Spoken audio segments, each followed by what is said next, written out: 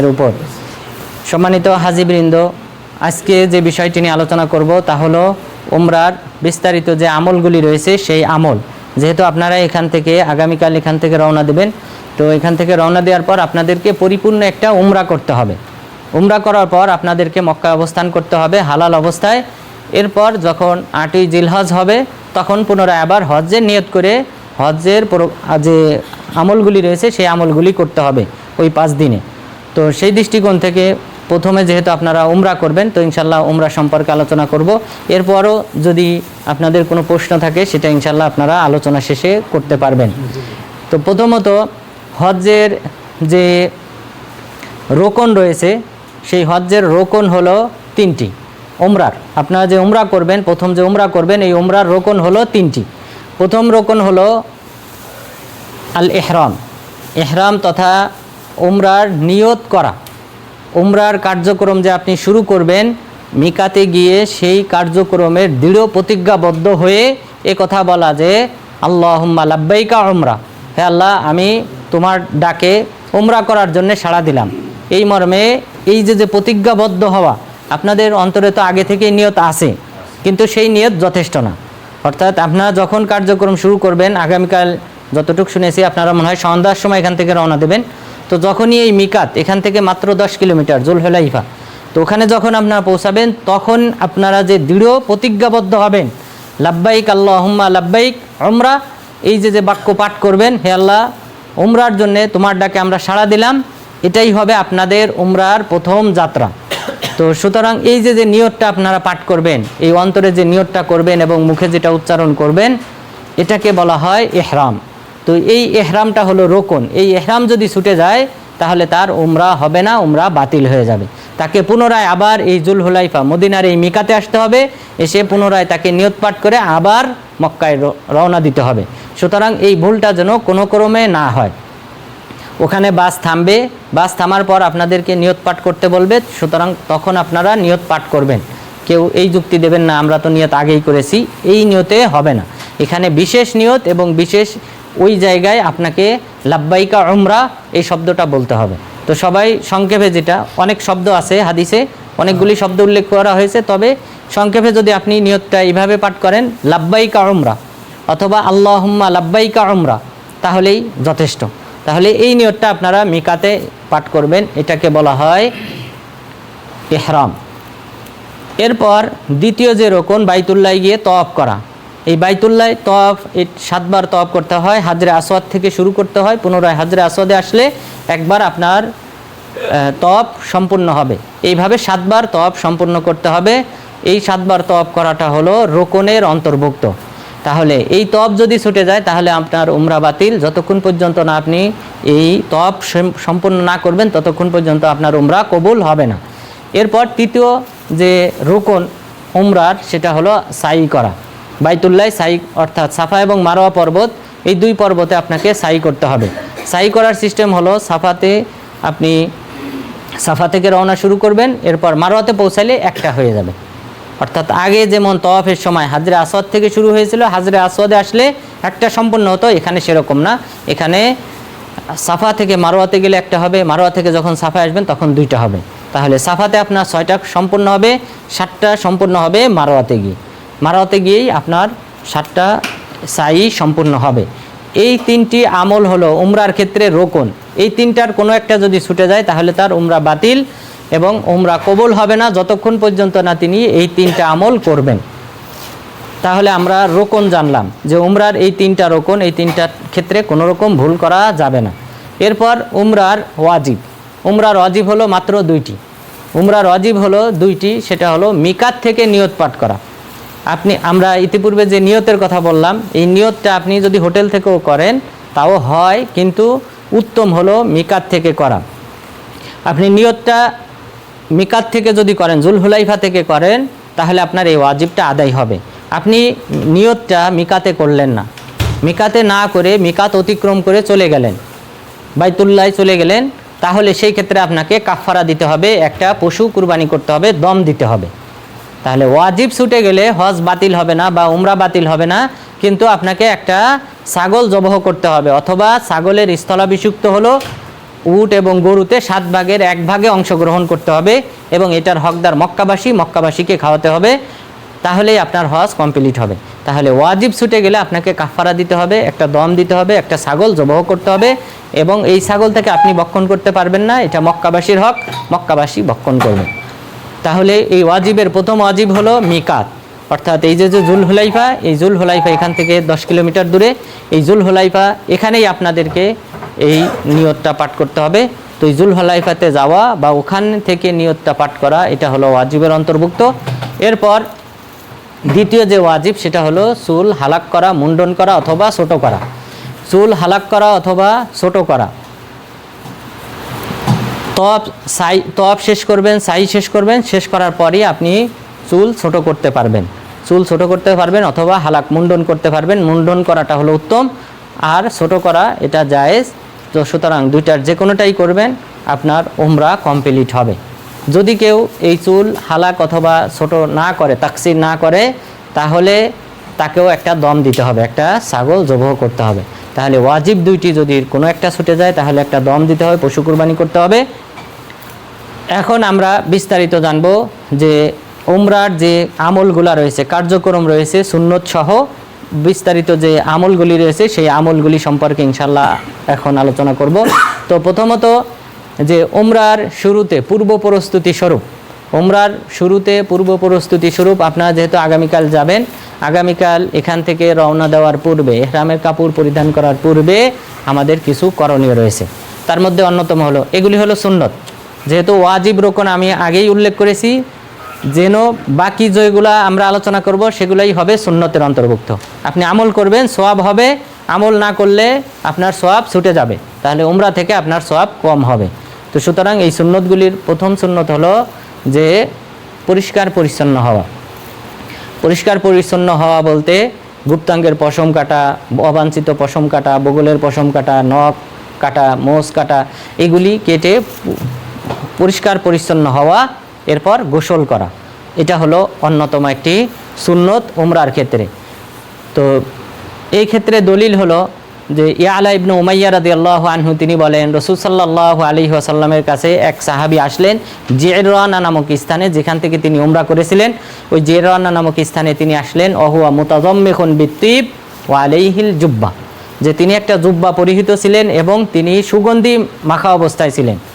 তখন রাসূল সাল্লাল্লাহু আলাইহি ওয়াসাল্লামকে জিজ্ঞাসা করলেন, কাইফা তা'মুরুনি ফি উমরাতি, হে আল্লাহর রাসূল আমি উমরাটা কিভাবে করব?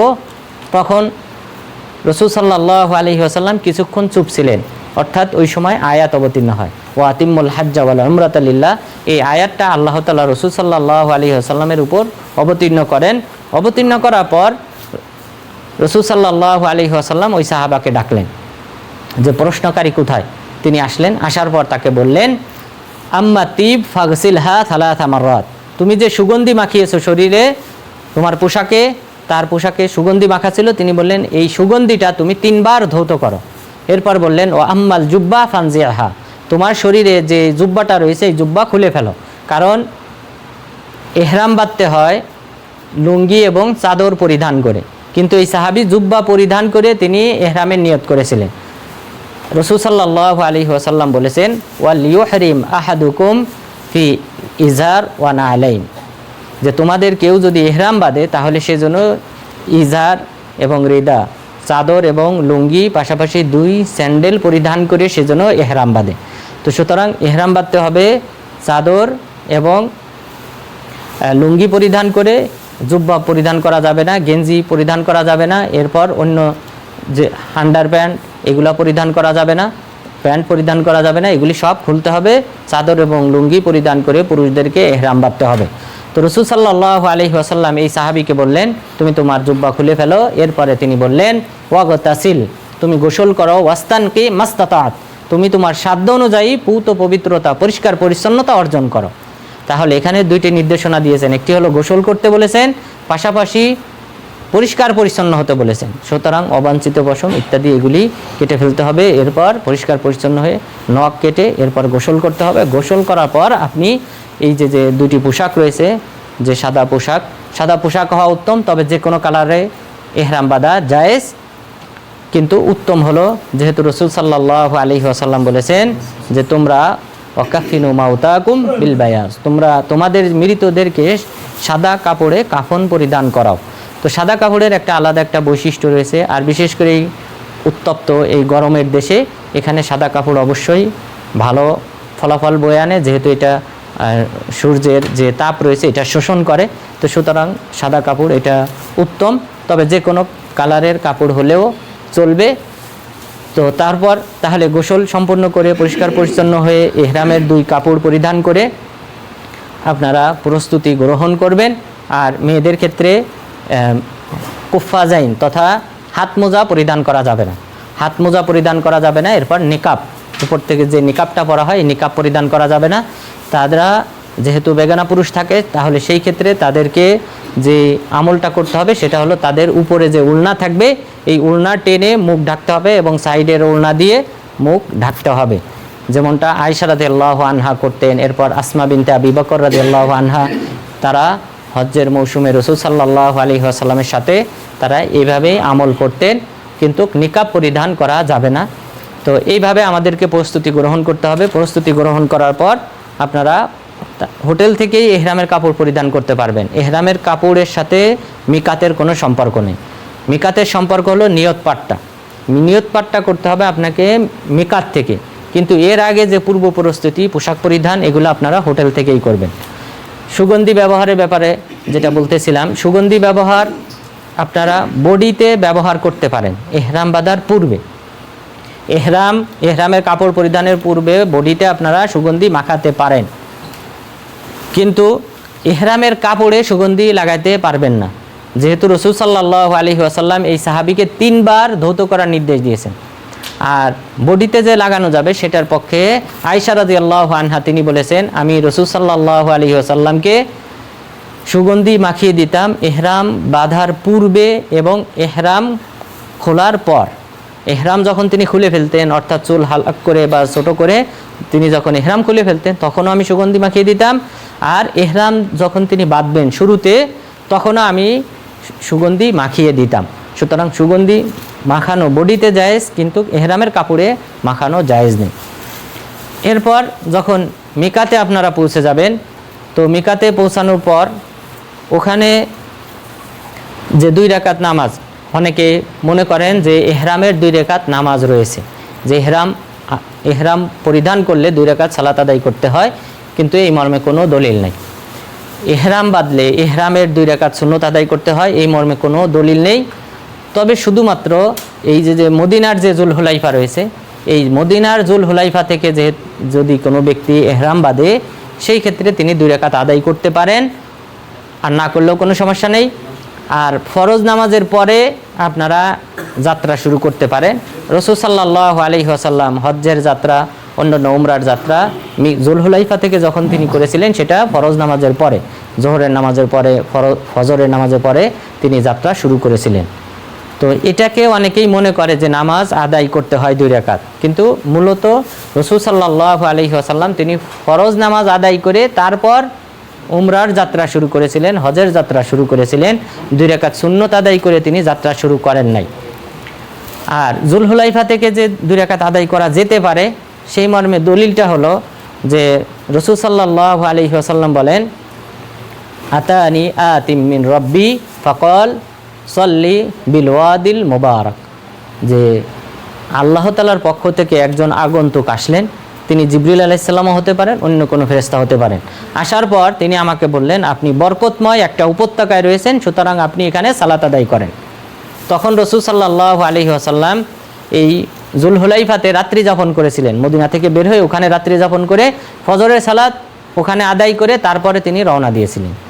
তো যদি কোনো ব্যক্তি 2 রাকাত আদায় করতে চান আপনারা, বা বাস যদি সময় দেয় ওখানে থামায়, মিকাত মসজিদে থামায়, তাহলে হয়তো আপনারা 2 রাকাত আদায় করতে পারেন। আর যদি না থামায়, রাস্তার উপর থামায়, যে শুধুমাত্র নিয়ত পাঠ করার জন্য কয়েক মিনিট 2-3 মিনিটের জন্য বিরতি দেয়, তাহলে সেই ক্ষেত্রে আপনারা নিয়ত পাঠ করেই রওনা দেবেন। আর এই নিয়তটা যে আপনারা পাঠ করবেন, লাব্বাইক, তারপর কি বলবেন, লাব্বাইকা উমরা, এইটুক বললেই হবে, অথবা আল্লাহুম্মা লাব্বাইকা উমরা, হ্যাঁ এইটুক বললেই হবে। এটা বলবেন কখন? হ্যাঁ উমরাতান, হ্যাঁ ঠিক আছে, লাব্বাইকা উমরাতান অথবা লাব্বাইকা উমরা। তো এই কথাটা আপনারা বলবেন যখন বাস ছাড়বে, মিকাতে যখন দাঁড়ানোর পর যখন মক্কামুখী হয়ে রওনা দেবে, ওই সময় আপনারা নিয়তটা পাঠ করবেন। কেননা আব্দুল্লাহ ইবনে ওমর রাদিয়াল্লাহু আনহু তিনি বলেন যে রাসূল সাল্লাল্লাহু আলাইহি ওয়াসাল্লাম আহাল্লান নবিয়্যু সাল্লাল্লাহু আলাইহি ওয়াসাল্লাম হিনা ইস্তাওয়াত বিহি রাহিলাতুহু কাইমা, যে আল্লাহ রাসূল তিনি এই তালবিয়াটা পাঠ করেছিলেন, অর্থাৎ এই নিয়তটা তিনি তখন পাঠ করেছিলেন যখন তিনি তার সওয়ারির উপর স্থির হয়ে বসেছিলেন। স্থির হয়ে যখন তিনি বসেছিলেন সওয়ারির উপর, সুতরাং আপনারা বাসে যখন বসবেন তখন আপনারা এই নিয়তটা পাঠ করবেন, লাব্বাইকা উমরা অথবা আল্লাহুম্মা লাব্বাইকা উমরা। যে এখানে হজকে যুক্ত করবেন না, যেহেতু হজ তো আপনাদের 8ই জিলহজে, তখন আপনারা আল্লাহুম্মা লাব্বাইকা হাজ্জা অথবা লাব্বাইকা হাজ্জা, তখন ওইটা আপনারা হোটেল থেকে যে যেখানে থাকবেন সেখান থেকে নিয়ত করে আপনাদেরকে মিনাতে রওনা দিতে হবে 8 তারিখে। তাহলে আমরা মিকাতে আমরা এই নিয়তটা পাঠ করলাম। এই নিয়ত পাঠ করার পর এরপরে আমাদেরকে তালবিয়া পাঠ করতে হবে। তাহলে এইগুলি হলো সুন্নত, যেহেতু আমরা রুকন এবং শর্ত ওয়াজিবগুলা বলেছি, সুতরাং বাকিগুলা সুন্নত। সুতরাং এরপরে তালবিয়া পাঠ করতে হবে, লাব্বাইক আল্লাহুম্মা লাব্বাইক লাব্বাইক লা শারীকা লাকা লাব্বাইক ইন্নাল হামদা ওয়ান নি'মাতা লাকা ওয়াল মুলক লা শারীকা লাক। এই তালবিয়াটা আপনারা পাঠ করবেন। এখানে পুরুষরা উচ্চস্বরে তালবিয়া পাঠ করবে, পুরুষরা উচ্চস্বরে পাঠ করবে, আর নারীরা তারা নিয়ম হলো আস্তে পাঠ করা। তবে আয়েশা রাদিয়াল্লাহু আনহা তিনি উচ্চস্বরে পাঠ করতেন, তো সেই দৃষ্টিকোণ থেকে আপনারা উচ্চস্বরে পাঠ করতে পারেন, তবে উত্তম হলো আস্তে পাঠ করা। তালবিয়াটা উচ্চস্বরে পাঠ করতে হবে। এই মর্মে রাসূল সাল্লাল্লাহু আলাইহি ওয়াসাল্লাম বলেন, আতানি আতিম মিন রাব্বি ফাআমারানি আন আমুরা আসহাবি আইয়ারফাউ আসওয়াতাহুম বিল ইহলালি ওয়াত তালবিয়া, যে আল্লাহ তাআলার পক্ষ থেকে একজন ব্যক্তি এসে, একজন ফেরেশতা এসে আমাকে নির্দেশ দিলেন আমি যেন আমার সাহাবাদেরকে নির্দেশ দেই তারা যেন উচ্চস্বরে তালবিয়া পাঠ করে। তাহলে সাহাবাগণ তাদেরকে রাসূল সাল্লাল্লাহু আলাইহি ওয়াসাল্লাম উচ্চস্বরে তালবিয়া পাঠ করতে নির্দেশ দিয়েছিলেন। সুতরাং আমাদেরকে উচ্চস্বরে তালবিয়া পাঠ করতে হবে। আব্দুল্লাহ ইবনে বকর আল মুজানি রাহিমাহুল্লাহ তিনি বলেন, আমি আব্দুল্লাহ ইবনে ওমর রাদিয়াল্লাহু আনহুর সাথে ছিলাম। আব্দুল্লাহ ইবনে ওমর রাদিয়াল্লাহু আনহুর সাথে আমি যখন ছিলাম তখন লাব্বা হাত্তা আসমা মা বাইনাল জাবালাইন, তিনি এত উচ্চস্বরে তালবিয়া পাঠ করেছেন যে 2 পাহাড়ের মাঝে যারা ছিল তারা সবাই শুনতে পেয়েছে। সুতরাং উচ্চস্বরে তালবিয়া পাঠ করতে হবে। সালাফগণ উচ্চস্বরেই তালবিয়া পাঠ করতেন। উচ্চস্বরে তালবিয়া পাঠ করলে তাহলে ফজিলত কি, এ সম্পর্কে রাসূল সাল্লাল্লাহু আলাইহি ওয়াসাল্লাম বলেন, মা মিন মুসলিমিন ইউলাব্বি ইল্লা লাব্বা মান আন ইয়ামিনিহি ওয়া আন শিমালিহি মিন হাজারিন আও মাদারিন আও শাজারিন হাত্তা তানকাতিয়াল আরদু মিন হাহুনা ওয়া হাহুনা। যে কোনো মুসলিম ব্যক্তি যদি উচ্চস্বরে তালবিয়া পাঠ করে তাহলে তার ডানে বামে যে সকল এঁটেল মাটি রয়েছে, পাথর রয়েছে, গাছপালা রয়েছে, তারাও তার সাথে সাথে তালবিয়া পাঠ করতে শুরু করে যতক্ষণ পর্যন্ত না সে বাইতুল্লাহে পৌঁছায়। তাহলে বাইতুল্লাহ না পৌঁছানো পর্যন্ত আমাদের আশেপাশে যে সকল জীব জড়বস্তু রয়েছে তারা সকলেই তালবিয়া পাঠ করবে আমাদের আওয়াজ শুনে।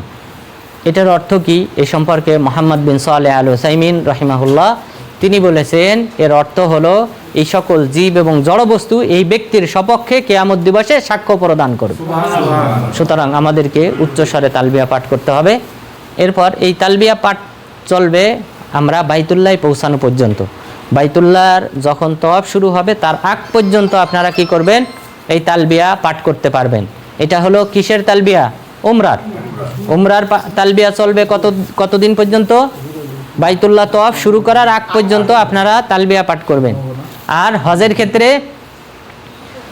ক্ষেত্রে আপনারা তালবিয়া পাঠ করবেন জামরাতুল আকাবা পর্যন্ত। প্রথম 10 তারিখে যখন আপনারা কঙ্কর নিক্ষেপ করবেন, জামরাতুল আকাবা আল কুবরা, এখানে 7টা কঙ্কর নিক্ষেপ করতে হয় 10 তারিখে।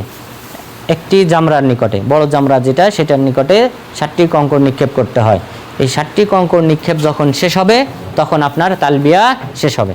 এ সম্পর্কে ফজল ইবনে আব্বাস রাদিয়াল্লাহু আনহু তিনি বলেছেন যে রাসূল সাল্লাল্লাহু আলাইহি ওয়াসাল্লাম তালবিয়া সমাপ্ত করেছেন মা আখির হাসাতিন রমাহা, সর্বশেষ যে কঙ্করটা তিনি নিক্ষেপ করেছিলেন 10 তারিখে জামরাতুল কুবরার নিকট, তখন তিনি তালবিয়া থামিয়ে দিয়েছেন। তাহলে আপনারাও রাসূল সাল্লাল্লাহু আলাইহি ওয়াসাল্লামকে ফলো করে সেই অনুযায়ী যেহেতু উমরা করতে চান, সুতরাং তালবিয়া আপনারা 10 তারিখ পর্যন্ত কঙ্কর নিক্ষেপ করা পর্যন্ত তালবিয়া পাঠ করবেন হজের ক্ষেত্রে। আর উমরার ক্ষেত্রে বাইতুল্লাহ তওয়াফের আগ পর্যন্ত আপনারা এই তালবিয়া চলমান রাখবেন।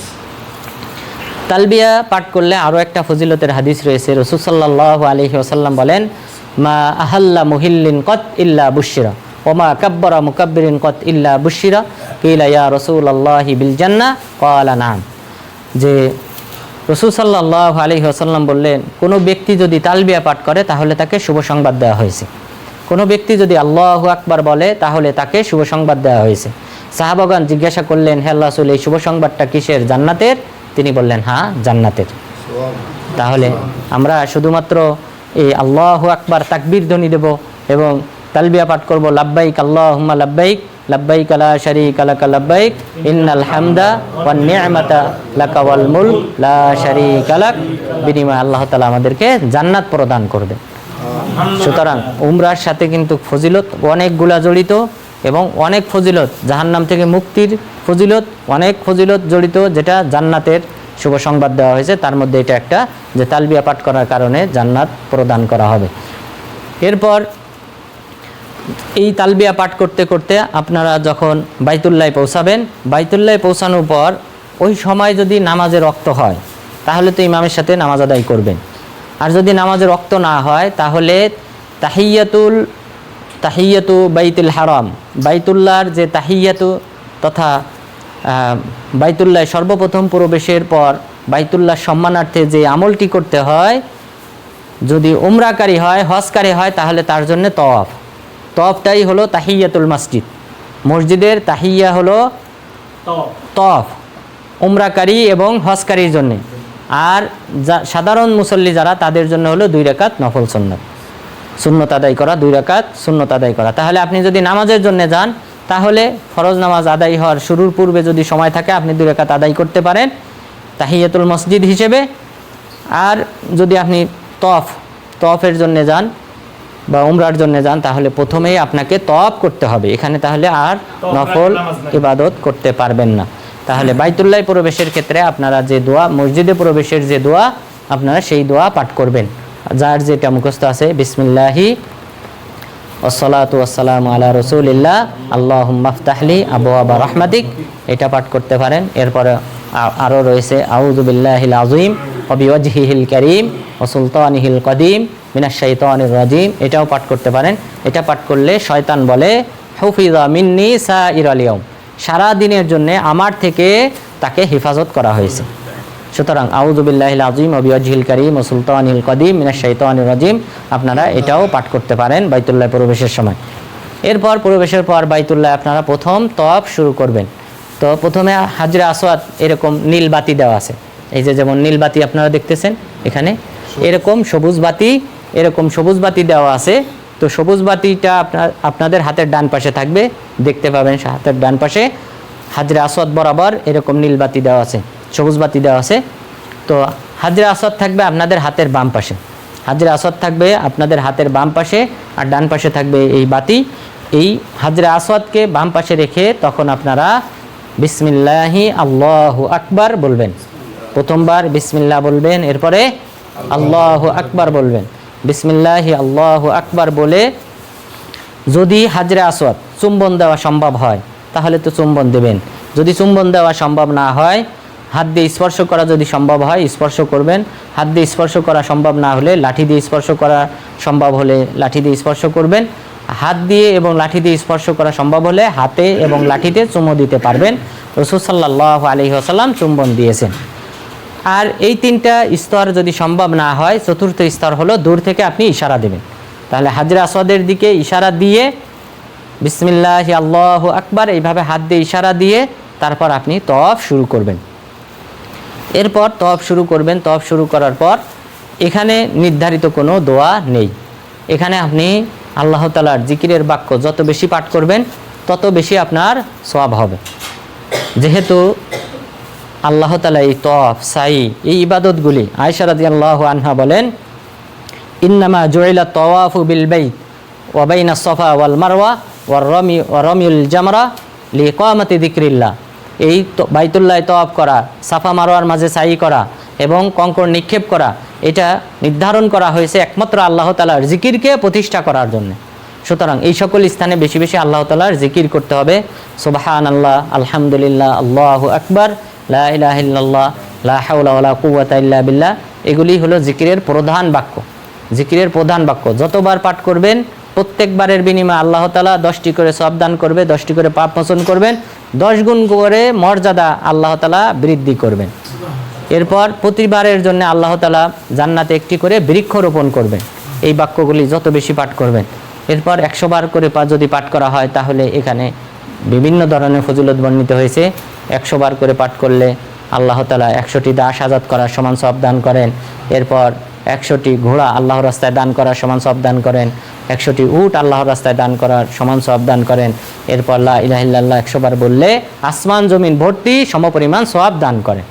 তো সুতরাং এই তওয়াফের মাঝে আপনারা বেশি বেশি আল্লাহ তাআলার এই জিকিরের বাক্যগুলি বেশি বেশি পাঠ করবেন। এরপর যখন প্রথম তওয়াফটা যখন করবেন, করার পর আপনারা দেখবেন এই হাজরে আসওয়াদের পিছন বরাবর একটা কোণ রয়েছে, ওই কোণে কিছু বাইতুল্লাহর যে গিলাফ রয়েছে এই গিলাফ কিছু অংশ কাটা আছে, খোলা আছে। তো ওই অংশটাকে বলা হয় রুকনে ইয়ামানি। তো এই রুকনে ইয়ামানিও স্পর্শ করতে হবে, এটা সম্ভব। রুকনে ইয়ামানি স্পর্শ করা সম্ভব, এখানে ভিড় সাধারণত কম থাকে। তো যাদের পক্ষে সম্ভব এই রুকনে ইয়ামানি স্পর্শ করবেন। কেননা আব্দুল্লাহ ইবনে ওমর রাদিয়াল্লাহু আনহুকে জিজ্ঞাসা করা হয়েছিল যে আপনি এই জায়গাটা হাজরে আসওয়াদ এবং রুকনে ইয়ামানি এখানে আপনি এত বেশি ভিড় করেন যেটা অন্য কোনো সাহাবীকে দেখা যায় না। তখন তিনি বললেন যে ইন্না মাসহাহুমা কাফারাতুন লিল খতায়া, নিশ্চয়ই এই দুই কোণে যদি কোনো ব্যক্তি স্পর্শ করে তাহলে তার পূর্বের পাপসমূহ ক্ষমা করে দেওয়া হবে। তাহলে রুকনে ইয়ামানি এবং পাশাপাশি হাজরে আসওয়াদ এই দুই কোণ স্পর্শ করা সম্ভব হলে স্পর্শ করবেন, তাহলে পাপ ক্ষমা হবে। তাহলে রুকনে ইয়ামানি এটা সহজ, ইনশাল্লাহ আপনারা যদি চেষ্টা করেন তাহলে আশা করি এটা স্পর্শ করতে পারবেন, এটা স্পর্শ করবেন।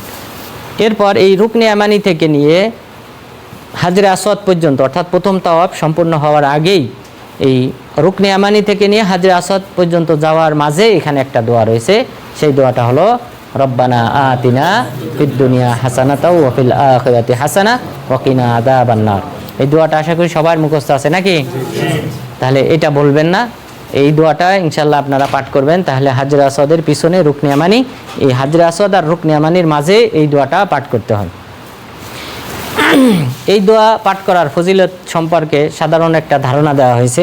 এই দোয়ার অর্থ হলো রব্বানা আতিনা ফিদ দুনিয়া হাসানা ওয়া ফিল আখিরাতি হাসানা, হে আল্লাহ তুমি আমাকে দুনিয়াতে এবং পরকালে কল্যাণ দান করো, ওয়া কিনা আযাবান নার, এবং তুমি পরকালে আমাকে জাহান্নামের শাস্তি থেকে রক্ষা করো।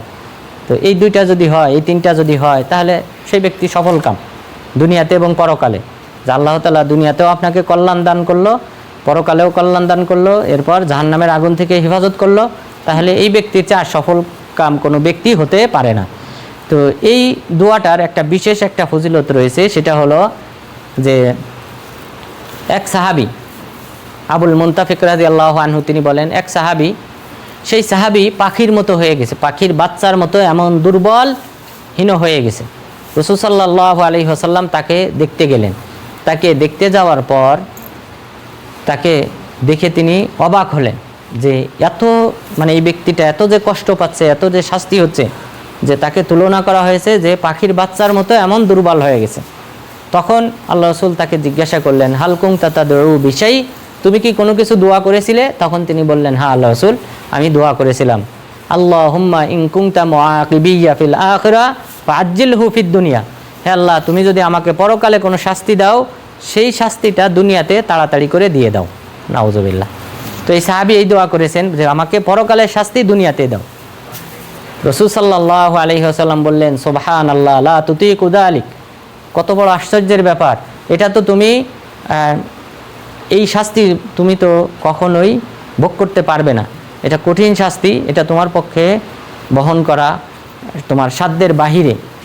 হাল্লা কুলতা রব্বানা আতিনা ফিদ দুনিয়া হাসানা ওয়া ফিল আখিরাতি হাসানা ওয়া কিনা আযাবান নার, কেন তুমি এই কথা বলো নাই যে আল্লাহ তুমি আমাকে দুনিয়াতে এবং পরকালে কল্যাণ দান করো এবং পরকালে শাস্তি থেকে মুক্তি দান করো।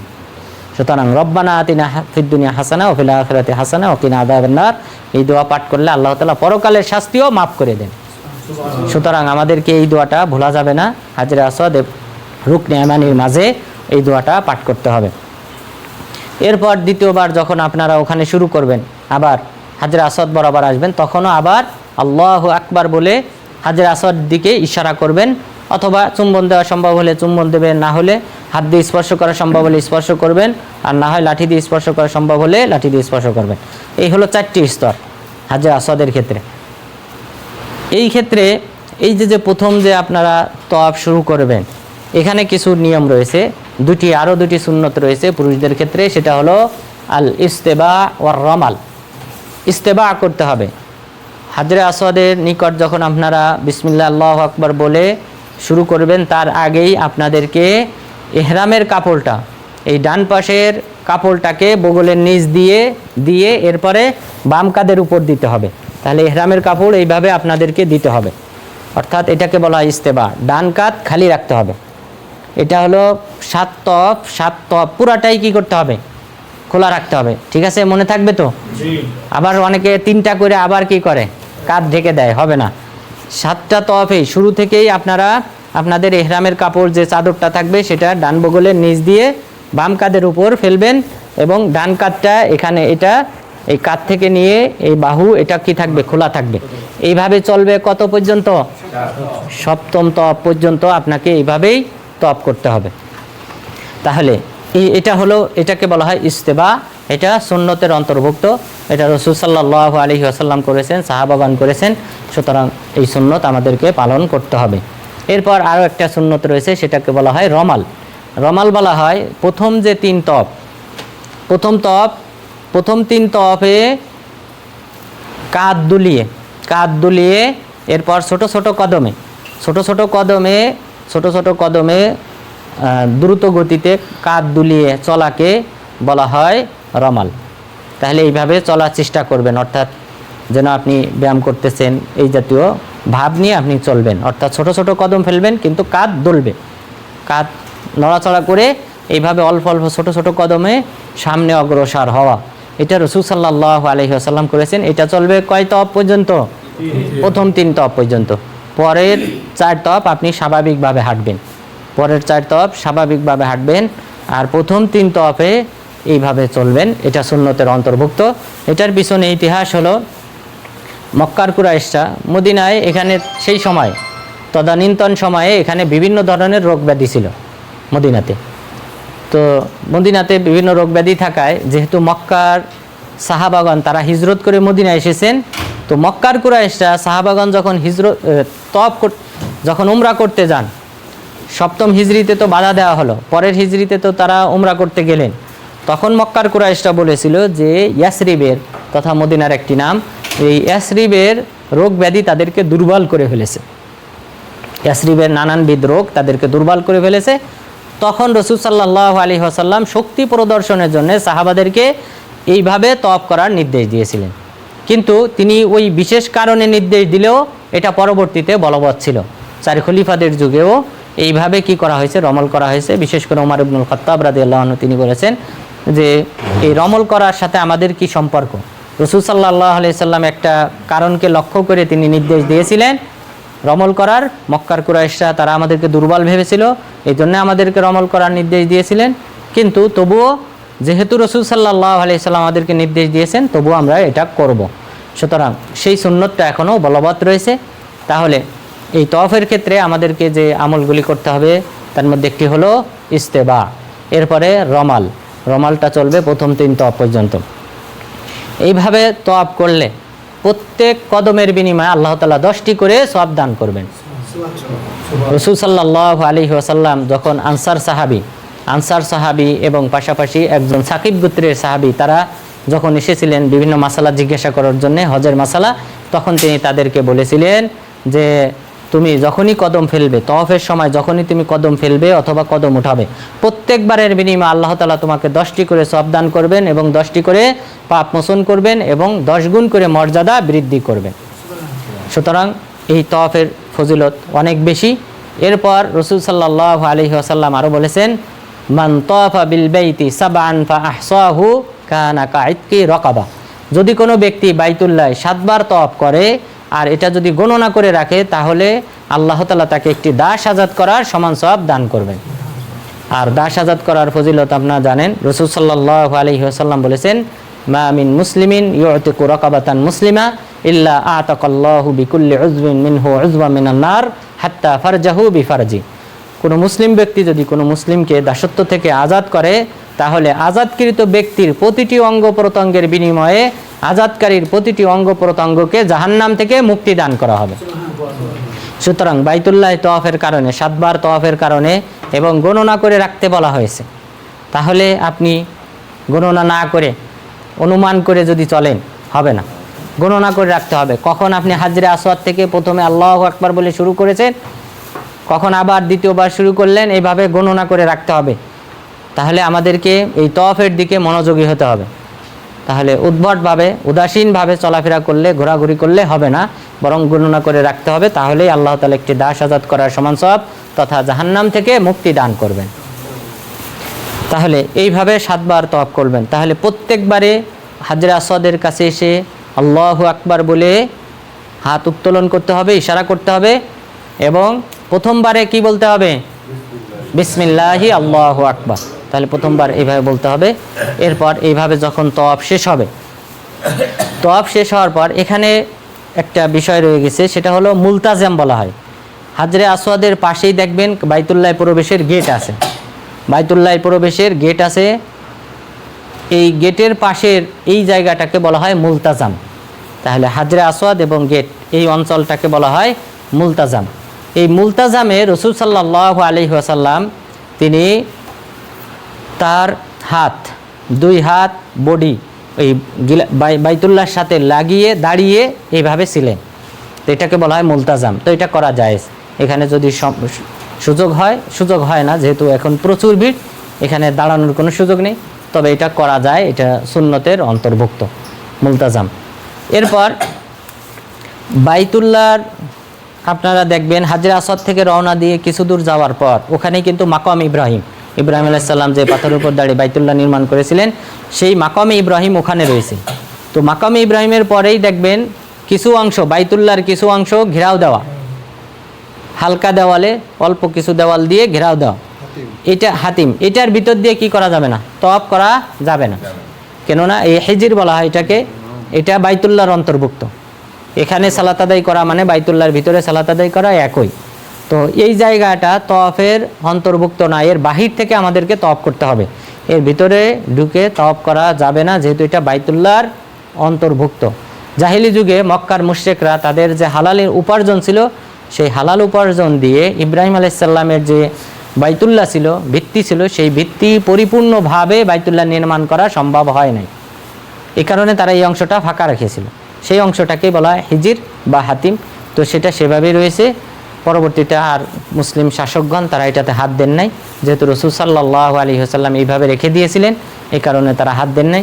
আর যদি তারা হাত দিতেন, তারা আশঙ্কা করতেছিলেন, বিশেষ করে ইমাম মালিক রাহিমাহুল্লাহ তিনি ফতোয়া দিয়েছিলেন বাইতুল্লাহ আর ভাঙ্গা যাবে না। কারণ প্রত্যেকে যখন নতুন মুসলিম খলিফা হবে তখন বলবে যে না, আমি আবার ভেঙে রাসূল সাল্লাল্লাহু আলাইহি সাল্লামের যুগে যেভাবে ছিল সেইভাবে নির্মাণ করব। কারণ এটা তো সম্মানজনক কাজ বাইতুল্লাহ নির্মাণ করা। তো সব খলিফা এইভাবে কি করতো? প্রতিযোগিতা করতো, একজন ভাঙতো আরেকজন গড়তো। এই কারণে ইমাম মালিক রাহিমাহুল্লাহ ফতোয়া দিয়েছিলেন যে না, বাইতুল্লাহ আর ভাঙ্গা যাবে না, যেভাবে আছে এইভাবেই রাখতে হবে, এবং এখনও সেইভাবেই রয়ে গেছে। তো এইভাবে আপনারা তওয়াফ শেষ করলেন। 7 বার তওয়াফ শেষ করার পর এরপর রাসূল সাল্লাল্লাহু আলাইহি ওয়াসাল্লাম যে আমলটা করেছিলেন, তিনি জমজম পানি পান করতে গিয়েছিলেন। তিনি জমজম পানি পান করে আবার এসে হাজরে আসওয়াদে চুম্বন দিয়েছিলেন। তো এটা তো অনেক কঠিন, তো সম্ভব হবে না হয়তো আপনাদের পক্ষে। তবে যদি হয়, আমরা সুন্নত যেভাবে ছিল রাসূল সাল্লাল্লাহু আলাইহি ওয়াসাল্লাম যেভাবে আমল করেছেন আমরা সেভাবে বর্ণনা দেব। যার পক্ষে যেভাবে আমল করা সম্ভব হবে সে সেভাবে আমল করবেন। যেহেতু এইগুলা সুন্নতের ক্ষেত্রে আমরা অবশ্যই বাড়াবাড়ি করব না। যিনি আদায় করতে পারবেন সওয়াব হবে, আদায় করতে না পারলে সওয়াব কম হবে। তো এইভাবে রাসূল সাল্লাল্লাহু আলাইহি ওয়াসাল্লাম তওয়াফ শেষ করে জমজম পানি পান করে এসে আবার হাজরে আসওয়াদে চুম্বন দিয়েছেন, দিয়ে এরপরে গিয়ে মাকামে ইব্রাহিমের পিছনে গিয়ে 2 রাকাত সালাত আদায় করেছেন। তাহলে তওয়াফ শেষ হলে আমাদেরকে মাকামে ইব্রাহিমের পিছনে গিয়ে 2 রাকাত সালাত আদায় করতে হবে।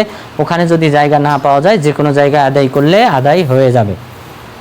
মহান রব্বুল আলামিন বলেন, ওয়াত্তাখিযু মিন মাকামি ইব্রাহিমা মুসাল্লা, তোমরা মাকামে ইব্রাহিমকে সালাত আদায় করার স্থান হিসেবে গ্রহণ করো। তো সুতরাং ওখানে তওয়াফ, সেটা নফল তওয়াফ হোক, উমরার তওয়াফ হোক, হজের তওয়াফ হোক, যে কোনো তওয়াফের পরেই ওখানে 2 রাকাত সালাত আদায় করতে হবে। এটা হলো সুন্নতের অন্তর্ভুক্ত। আর এই 2 রাকাত সালাত আদায় করার ফজিলত একটি দাস আজাদ করার মতো সমান সওয়াব। সুতরাং দাস আজাদ করার যেই ফজিলত, এখানে 2 রাকাত সালাত আদায় করলে সেই সওয়াব। এরপরও আরও একটা হাদিস রয়েছে যেটা আব্দুল্লাহ ইবনে আব্বাস রাদিয়াল্লাহু আনহু থেকে বর্ণিত হয়েছে, আব্দুল্লাহ ইবনে ওমর রাদিয়াল্লাহু আনহু থেকে বর্ণিত হয়েছে। তারা বলেছেন যে তুকাফিরু মা বাইনাহুমা আও ক্বাবলাহুমা আও নাহওয়াহা, যে তারা বলেছেন যে এখানে 2 রাকাত সালাত আদায় করলে পূর্বের গুনাহসমূহ আল্লাহ তাআলা ক্ষমা করে দেন। তো সুতরাং মাকামে ইব্রাহিমের পিছনে 2 রাকাত সালাত আদায় করলে আমরা 2টা ফজিলত জানলাম। একটি হলো দাস আজাদ করার সমান সওয়াব, আরেকটা হলো পূর্বের গুনাহসমূহ আল্লাহ তাআলা ক্ষমা করে দেন। সুতরাং এই আমলটা আমাদেরকে করতে হবে, এটাও সুন্নতের অন্তর্ভুক্ত। এই 2 রাকাত সুন্নত আদায় করতে হবে। এরপর জমজম পানির ফজিলত অনেকগুলো রয়েছে। এটা হলো নফল সুন্নত সবই এক, ফরজ বাদ দিয়ে বাকি যে নামাজগুলি আছে সবগুলি সুন্নতেরই অন্তর্ভুক্ত। সেটাকে নফল বলে, সেটাকে আবার মানদুব বলে, তাতাওয়ু বলে, যে নামেই নামকরণ করেন ওটা সুন্নতেরই অন্তর্ভুক্ত। এরপর আমাদেরকে 2 রাকাত সালাত আদায় করে যখন আমরা রওনা দেব, এরপরে আমাদেরকে সাফা পর্বতে উঠতে হবে। সাফা পর্বতে ওঠার পর ওখানে গিয়ে বাইতুল্লাহ মুখী হয়ে 3 বার তাকবীর দিতে হবে, আল্লাহু আকবার, আল্লাহু আকবার, আল্লাহু আকবার। এরপর আপনারা কি করবেন, হাত তুলে বাইতুল্লাহ মুখী হয়ে হাত তুলে আপনারা দোয়াটা পাঠ করবেন, লা ইলাহা ইল্লাল্লাহু ওয়াহদাহু লা শারীকা লাহু লাহুল মুলকু ওয়া লাহুল হামদু ওয়া হুয়া আলা কুল্লি শাইইন কাদির, লা ইলাহা ইল্লাল্লাহু ওয়াহদাহু আনজাযা ওয়া'দাহু ওয়া নাসারা আবদাহু ওয়া হাজামাল আহজাবা ওয়াহদাহু। এই 4টি বাক্য।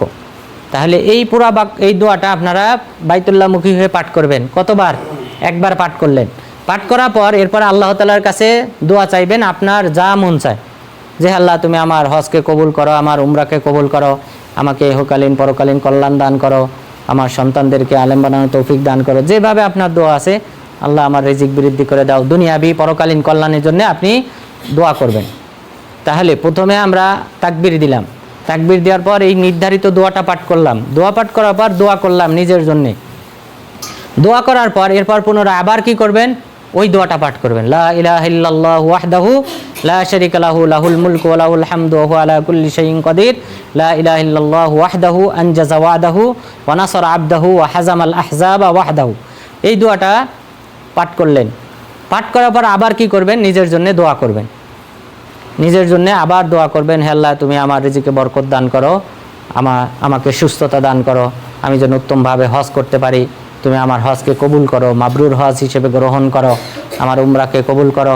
এইভাবে আপনি যা মন চায় দোয়া করবেন।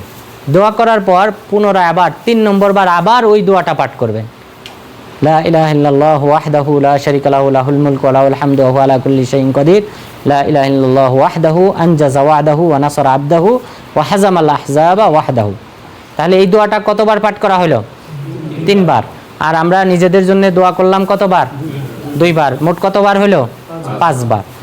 এই যে হ্যাঁ, এটা মুখস্থ করবেন, অথবা আপনারা যেহেতু দোয়া মাত্র উমরাতে কয়টা আসলো, রব্বানা আতিনা ফিদ দুনিয়া হাসানা, ওইটা একটা, আর এই যে আরেকটা দোয়া আসলো, এই 2টা দোয়া উমরাতে আসলো আমাদের আপাতত। তো এই দোয়া 2টা মুখস্থ করার চেষ্টা করবেন। আর যদি না থাকে মুখস্থ, তাহলে আপনারা বই সাথে রাখবেন, অথবা ওই দোয়াটা আপনারা লিখে নেবেন, নিয়ে হাতে পেপারটা সাথে রাখবেন, রেখে আপনারা এইভাবে কি করবেন, দোয়াটা পাঠ করবেন। তাহলে সাফাতে এইভাবে আপনারা দোয়া করলেন। দোয়া করার পর এরপরে আপনারা কি করবেন, সাফা থেকে নেমে মারোয়ার দিকে রওনা দেবেন। মারোয়ার দিকে রওনা দেওয়ার পর সেখানে আপনারা এরকম গ্রিন বাতি দেখতে পাবেন। যে যতটুক জায়গায় গ্রিন বাতি দেখবেন ওই জায়গাটাকে বাতনে ওয়াদি বলা হয়। এই বাতনে ওয়াদিতে দৌড়াইতে হয়। এখানে হাজার আলাইহিস সালাম তিনি কি করেছিলেন, এখানে দৌড়িয়েছিলেন। তো সুতরাং আমাদেরকে দৌড়ানোর কথা বলা হয়েছে, সুতরাং এই জায়গাটায় পুরুষরা দৌড়াবেন। আর এখানে একটা দোয়া রয়েছে, তবে রাসূল সাল্লাল্লাহু আলাইহি ওয়াসাল্লাম থেকে সাব্যস্ত হয় নাই, ওমর ইবনুল খাত্তাব রাদিয়াল্লাহু আনহু থেকে সাব্যস্ত হয়েছে। তিনি এখানে দোয়া পাঠ করতেন, রব্বিগফির ওয়ারহাম ওয়া আনতাল আ'আজ্জুল আকরাম। ছোট দোয়া মুখস্থ করার চেষ্টা করবেন, এই ভিডিও থাকবে, আপনারা এখান থেকেও শুনতে পারবেন। তো এই দোয়াটা আপনারা অবশ্যই মুখস্থ করবেন। রব্বিগফির ওয়ারহাম, সবাই পাঠ করেন আমার সাথে সাথে, ওয়া আনতাল আ'আজ্জুল আকরাম। রব্বিগফির ওয়ারহাম ওয়া আনতাল আ'আজ্জুল আকরাম। হে আল্লাহ, তুমি আমাকে ক্ষমা করো, আমার উপর রহমত বর্ষণ করো, এবং তুমিই হলে সবচেয়ে বেশি সম্মানিত এবং ইজ্জতওয়ালা। তো সুতরাং এই দোয়াটা আপনারা ওখানে পাঠ করবেন, যতক্ষণ দৌড়াবেন ততক্ষণ ওই দোয়াটা পাঠ করবেন। এরপর যখন মারোয়া পর্বতে যাবেন তখন কি করবেন, সেম আমল, যে আমলটা আপনি সাফাতে করেছেন। তাহলে কি করবেন, প্রথমে তাকবীর বাদ দিয়ে ওখানে কি করবেন, লা ইলাহা ইল্লাল্লাহু ওয়াহদাহু লা শারীকা লাহু, বাইতুল্লাহ মুখী হয়ে দাঁড়াবেন, হাত তুলে বাইতুল্লাহ মুখী হয়ে দাঁড়িয়ে তারপর লা ইলাহা ইল্লাল্লাহু ওয়াহদাহু লা শারীকা লাহু লাহুল মুলকু ওয়া লাহুল হামদু ওয়া হুয়া আলা কুল্লি শাইইন কাদির। এইটুক তো সবার মুখস্থ আছে নাকি? কমপক্ষে এইটুক যেন না ছোটে, ঠিক আছে? এতটুক যেন, কারণ ভিড়ের মাঝে কখন আপনাকে ধাক্কা দিয়ে আরেক সাইডে নিয়ে যাবে আপনি বুঝতেও পারবেন না। তো কমপক্ষে এই দোয়াটুক যেন না ছোটে, ঠিক আছে? এরপর লা ইলাহা ইল্লাল্লাহু ওয়াহদাহু আনজাযা ওয়া'দাহু ওয়া নাসারা আবদাহু ওয়া হাযামাল আহজাবা ওয়াহদাহু। এই দোয়াটা আপনি কি করবেন, কতবার পাঠ করবেন? 3 বার। আর মাঝখানে দোয়া হবে 2 বার। এইভাবে সেম একইভাবে আপনি কি করবেন, পুরো সাইটা এইভাবে সম্পন্ন করবেন। তাহলে যখন সাফাতে পৌঁছাবেন তখন এইভাবে এই দোয়াগুলি পাঠ করবেন। এরপর মারওয়াতে পৌঁছানোর পর এইভাবে দোয়া পাঠ করবেন। আর মাঝখানে যে গ্রিন বাতি আছে, বাতনে ওয়াদি, এখানে যে দৌড়াইতে হবে, এই জায়গাটাতে আপনি রব্বিগফির ওয়ারহাম ওয়া আনতাল আ'আজ্জুল আকরাম পাঠ করবেন। এটাই হলো সাইর আমল। এরপর সাই যখন শেষ হবে মারওয়া পর্বতে সাই শেষ হওয়ার পর তখন আপনার ওয়াজিব কাজ রয়ে গেছে, সেটা কি?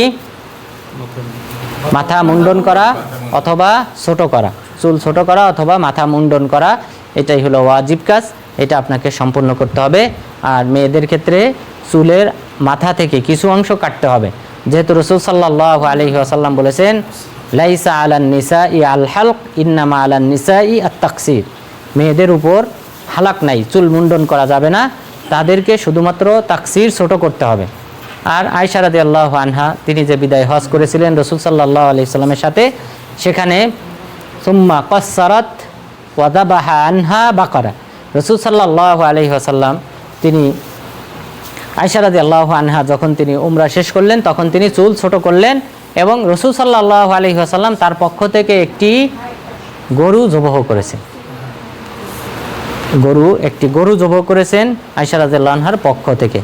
তাহলে এটা হলো সুন্নত, এটা হলো সুন্নতের অন্তর্ভুক্ত, যে উমরাতেও কেউ যদি পশু কুরবানি করতে চায় করতে পারে। উমরাতে আপনারা তো হজে একটা পশু কুরবানি করবেন, তামাত্তু হজকারী, সেই হিসেবে তো হজে আপনারা কি করবেন, একটা পশু কুরবানি করবেন। তো এটা আপনাদের হজের উমরা, তো আপনাদের সাথে এই একটাই পশু কুরবানি।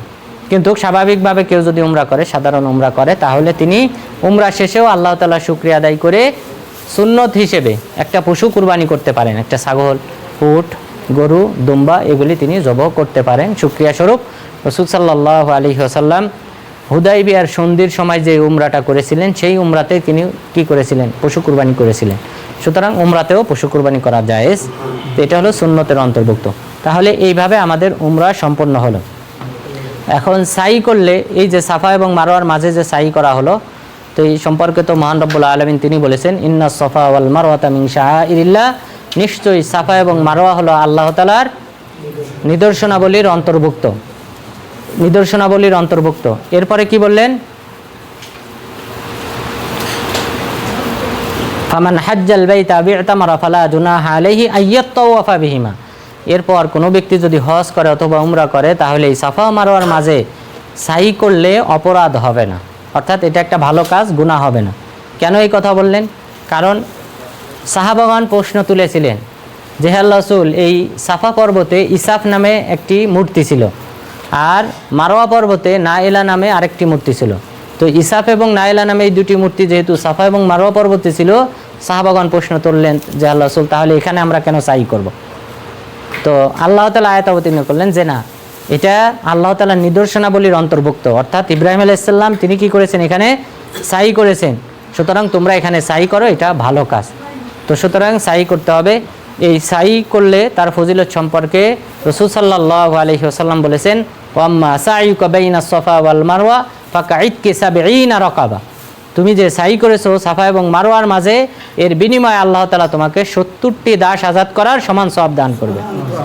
সুতরাং দাস আজাদের ফজিলত আমরা জানলাম যে জাহান্নাম থেকে মুক্তি দেওয়া হয়, সুতরাং সাফা এবং মারওয়ার মাঝে সাই করলে আল্লাহ তাআলা আমাদেরকে সেই সওয়াব দান করবেন। এরপর চুল হালাক করা, মুন্ডন করা, এটার ফজিলতের ব্যাপারেও বেশ কিছু হাদিস রয়েছে। রাসূল সাল্লাল্লাহু আলাইহি ওয়াসাল্লাম বলেছেন, ওয়াম্মা হালাকুকা রাসাক ফাবিকুল্লি শাআরাতিন হালাকতাহা হাসানা ওয়া ইউহাত্তু আনকা বিহা খতিয়া, তুমি যে চুল হালাক করেছো, মুন্ডন করেছো, এর বিনিময়ে আল্লাহ তাআলা একটি করে সওয়াব দান করবেন, একটি করে পাপ মোচন করবেন। তাহলে বাইতুল্লাহ তাওয়াফের সময় কয়টা করে সওয়াব দেওয়া হবে? কতটা? 10টি করে। প্রত্যেক কদমের বিনিময়ে 10টি করে সওয়াব দেওয়া হবে, 10টি করে পাপ মোচন করা হবে, 10 গুণ মর্যাদা বৃদ্ধি করা হবে। আর চুল হালাক করলে একটি করে সওয়াব। আর আপনারা যখন থেকে বের হয়েছেন হজ এবং উমরার উদ্দেশ্যে বাংলাদেশ থেকে, প্রতি কদমের বিনিময়ে কয়টি করে সওয়াব দেওয়া হবে? আগের একটি আলোচনায় বলেছিলাম, একটি করে সওয়াব, একটি করে, প্রত্যেক কদমের বিনিময়ে একটি করে সওয়াব দেওয়া হবে, একটি করে পাপ মোচন করা হবে এবং 1 গুণ করে মর্যাদা বৃদ্ধি করা হবে। তাহলে চিন্তা করেন আপনারা কত কদম ইতিমধ্যে পা ফেলেছেন এবং সেই বিনিময়ে আল্লাহ তাআলা এতগুলি সওয়াব দান করবেন। তো তাহলে চুল হালাক করার এটা একটা ফজিলত জানলাম। এরপর রাসূল সাল্লাল্লাহু আলাইহি ওয়াসাল্লাম বলেছেন, আল্লাহুম্মা গফির লিল মুহাল্লিকিন, আল্লাহুম্মা গফির লিল মুহাল্লিকিন, আল্লাহুম্মা গফির লিল মুহাল্লিকিন। হে আল্লাহ, যারা চুল মুন্ডন করে তুমি তাদেরকে ক্ষমা করে দাও। হে আল্লাহ, যারা চুল মুন্ডন করে তুমি তাদেরকে ক্ষমা করে দাও, তুমি তাদেরকে ক্ষমা করে দাও। 3 বার বললেন। মাঝখান থেকে সাহাবাগণ বললেন, ওয়ালিল মুকাসসিরিন, যারা চুল ছোট করে তারা বলতে থাকলেন যে আল্লাহ রাসূল, যারা চুল ছোট করে তাদের জন্য দোয়া করেন। তিনি তৃতীয়বার গিয়ে তিনি বললেন, ওয়ালিল মুকাসসিরিন, যারা চুল ছোট করে তাদেরকেও হে আল্লাহ তুমি ক্ষমা করো। এই দোয়াটা তিনি অন্য শব্দেও বলেছেন, সহিহ বুখারী মুসলিমের রাওয়ায়াতে উল্লেখ করা হয়েছে, আল্লাহুম্মা রহামিল মুহাল্লিকিন, হে আল্লাহ, যারা চুল মুন্ডন করে তুমি তাদেরকে রহমত বর্ষণ করো। তো সুতরাং যারা চুল মুন্ডন করবে তাদের সওয়াব বেশি, যারা চুল ছোট করে তাদের চেয়ে। তো সুতরাং এখন যেহেতু আপনাদের হজ সন্নিকটে, সেই দৃষ্টিকোণ থেকে আপনারা ছোটও করতে পারেন, আবার মুন্ডনও করতে পারেন। যেহেতু যথেষ্ট সময় রয়েছে, 2 সপ্তাহ থাকলে চুল সাধারণত কালো হয়ে যায়। তো সালাফগণ বলেছেন যে সাধারণত চুল কালো হওয়া পর্যন্ত উচিত কোনো ব্যক্তির পরবর্তী উমরা করা, অর্থাৎ একবার চুল হালাক করলে, মুন্ডন করলে সাধারণত 2 সপ্তাহের মাঝে চুল আবার কালো হয়ে যায়। তো 2 সপ্তাহ পর আরেকটা উমরা করা যায়, এই মর্মে আলেমগণ ফতোয়া দিয়েছেন। সেই দৃষ্টিকোণ থেকে এখনও যেহেতু আপনাদের সামনে 2 সপ্তাহ রয়েছে, আপনারা চুল হালাক করতে পারেন। চুল হালাক করাটাই হলো উত্তম। তা আল্লাহ তাআলা যেন আপনাদের সবাইকে এইভাবে উমরা করার যেই বর্ণনা যেভাবে উল্লেখ করেছি সেইভাবে আল্লাহ তাআলা যেন পালন করার তৌফিক দান করেন। আমিন। ওয়া সাল্লাল্লাহু আলা নবিয়িনা মুহাম্মদ ওয়া আলা আলিহি ওয়া সাহবিহি আজমাইন। জি, আলহামদুলিল্লাহ, অত্যন্ত সারগর্ভ আলোচনা করেছেন আমাদের শায়েখ। এই পর্যায়ে আমাদের কোনো ওনার আলোচনার উপর বা সর্বোপরি জানার আছে কিনা সংক্ষেপে প্রশ্ন থাকলে বলতে হবে, বলে। যে আমরা যে যখন মানে সফরে বের হই, হ্যাঁ, তো সফরে বের হলে কি আমরা ইশাকে নামাজ পড়তে পারবো? সফরে থাকা অবস্থায় রাসূল সাল্লাল্লাহু আলাইহি ওয়াসাল্লাম শুধুমাত্র সুন্নত নামাজ 2 প্রকারের সুন্নত আদায় করতেন, অন্য কোনো সুন্নত আদায় করতেন না। প্রথমটা হলো ফজরের 2 রাকাত সুন্নত। রাসূল সাল্লাল্লাহু আলাইহি ওয়াসাল্লাম মুকিম অবস্থায়, সফররত অবস্থায় ফজরের 2 রাকাত সুন্নত ছাড়তেন না, এটা তিনি আদায় করতেন। আরেক প্রকার সুন্নত হলো যেটা বিতিরের সালাত আদায় করা হয়, এই বিতিরের সালাতটাও তিনি সফররত অবস্থায়ও ছাড়তেন না, আদায় করতেন। সুতরাং এই দুটাই আপনারা আদায় করবেন। বাকি যে সুন্নতগুলি আছে সেগুলি আপনারা বর্জন করবেন, যেহেতু রাসূল সাল্লাল্লাহু আলাইহি ওয়াসাল্লাম সফররত অবস্থায় অন্যগুলো আদায় করতেন না। আর আপনারা হজের সফরে রয়েছেন, সুতরাং আপনাদেরকে আদায় করতে হবে না। আমরা কি ইমামের পিছনে নববীতে নামাজ পড়লাম, হ্যাঁ, ইমামের পিছনে শুধু ফরজ নামাজই পড়বো? হ্যাঁ, আপনারা ইমামের পিছনে শুধু ফরজ সালাত আদায় করবেন, আর জানাজার সালাত থাকে প্রত্যেক নামাজে, জানাজাতেও অংশগ্রহণ করবেন। তাহলে জানাজার সালাত আদায় করবেন, পাশাপাশি ফরজ সালাত আদায় করবেন। আর জানাজার ফজিলত আপনারা জানেন, যদি কেউ শুধুমাত্র জামাতে অংশগ্রহণ করে, এই যে উহুদ পাহাড় আপনারা দেখেছেন 7.5 কিলোমিটার ব্যাপী, এরকম উহুদ পাহাড় সমপরিমাণ একটি সওয়াব দান করবে। এরপর দাফন কাজে অংশগ্রহণ করলেও অনুরূপ সওয়াব। জি, আর কোনো আমার একটা ইয়ে আছে যে আপনি যে সাফারা যে দোয়াটা বলছেন, এই দোয়াটা পড়লে কি হবে না? এটা আমরা তো এইটা মুখস্থ করছি। যে আপনারা নির্ধারিত যে হেরামের কাপড় পরিধান করেন